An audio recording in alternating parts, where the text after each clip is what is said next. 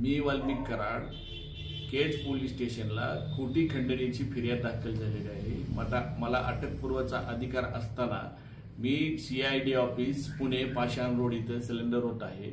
संतोष भैया देशमुखांचे जे कोणी मारेकरी असतील त्यांना अटक करावी व त्यांना फाशीची शिक्षा द्यावी। राजकीय दोषापोटी माझं नाव त्याच्याशी जोडलं जात आहे। पोलीस तपासात जे निष्कर्ष निघाले मी दोषी दिसलो तर न्यायदेवतांनी मला जे शिक्षा देईल ती मी भोगायला तयार आहे। मी वाल्मिक कराड केज पोलीस स्टेशनला खोटी खंडणीची फिर्याद दाखल झालेली आहे।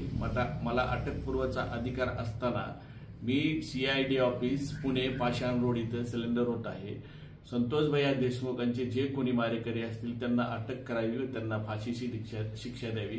राजकीय दोषापोटी माझं नाव त्याच्याशी जोडलं जात आहे।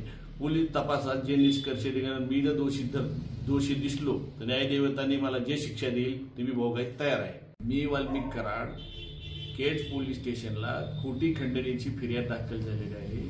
मला अटकपूर्वचा अधिकार असताना मी CID ऑफिस पुणे पाषाण रोड इथं सिलेंडर होत आहे।